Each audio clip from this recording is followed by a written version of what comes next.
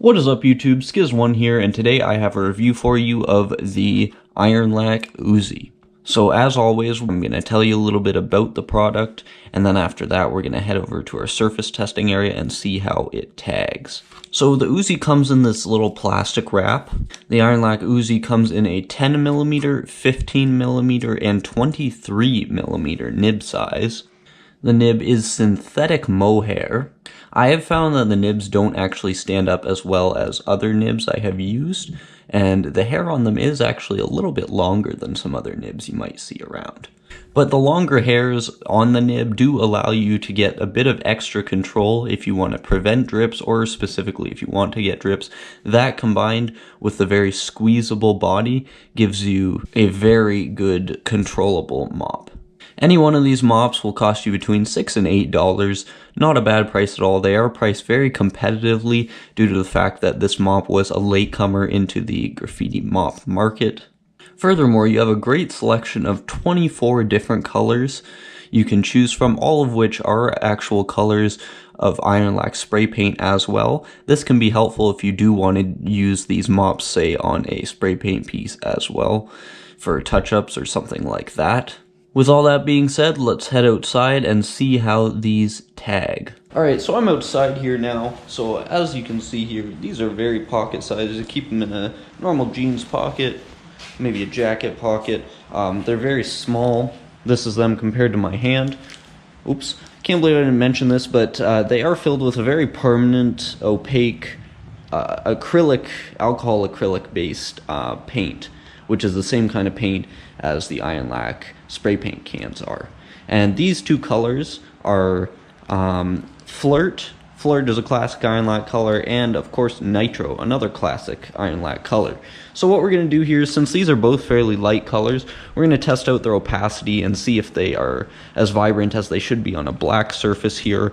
After that, what we're going to do is we're going to test the opacity by writing on something with a little more color to it, see how it stands out. The yellow might have a bit of trouble because there's already a lot of sort of yellows there, but we'll have high hopes for the pink. I have used the yellow one before, so the nib is a little worn out, but we're going to start with that one and test out the pink afterwards as well. So let's get to it.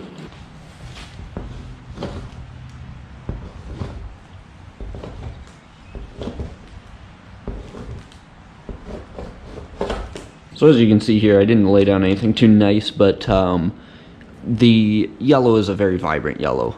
Right away it's standing out. You can get the drips. You're getting the drips right where you want them, on the ends of the letters. Very nice. A little streaky. I am not squeezing super hard, but let's keep at it here.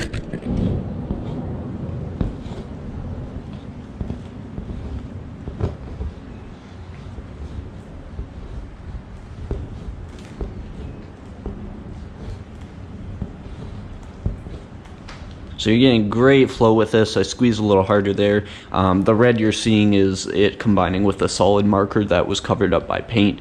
But yeah, getting very opaque lines here. I'm very impressed. Let's test out the pink now. So we got a nice fresh nib on here. You can see how tall the nib is. Very tall. So it should juice up nice and quick. These do have a mixing ball. I didn't mention that either.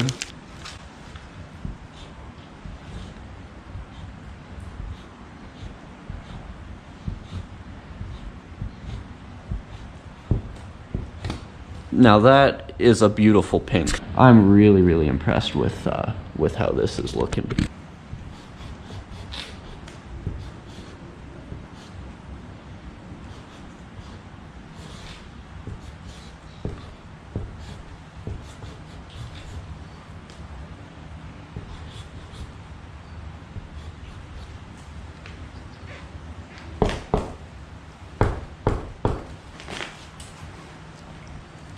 Yeah, this is just, these are beautiful, vibrant colors. I'm super impressed with how well light colors like a yellow, one of the lightest colors you can get, and a pink are standing out. These are very vibrant.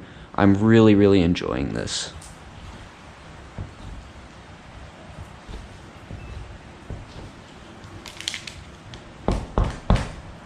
Super nice right there.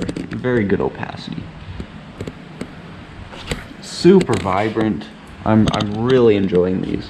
So now we're just going to test this out quickly on something a little more colorful and see if they're going to hold up just as well on that. I think they will if they're that vibrant, that opaque on a surface that's black. I have high hopes for these right here. Let's get to it.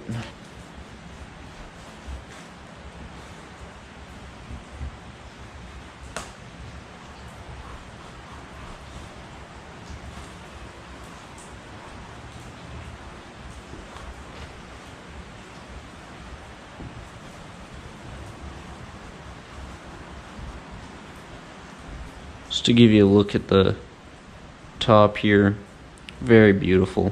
I'm really impressed with this, to be honest. But you can see the little throwaway I did there standing up really, really nicely.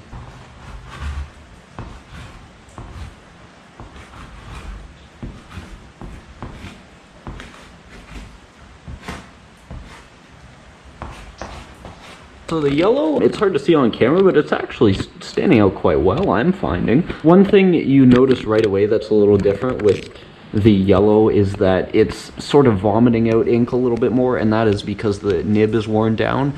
So if you do like the drips, hey, just use the nib up a little bit. Maybe after 5-10 tags, you'll start getting even more juicy stuff like that without having to squeeze as hard. But with the pink, I just wasn't squeezing a lot.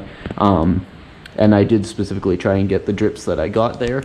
So I'm really impressed with these.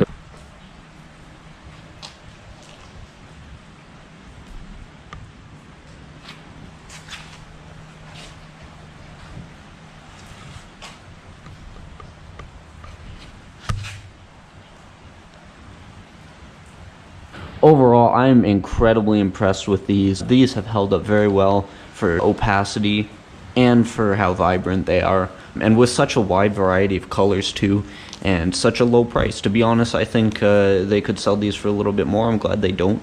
I'm gonna keep picking these up in the future. If any of you guys have used these markers, leave a comment, tell me your thoughts on them. It helps everyone else here on our little graffiti community, and I'm happy to discuss in the comments as well. I have lots of other reviews I've done of mops just like this one, so if you want to check them out, click any of them on screen right now.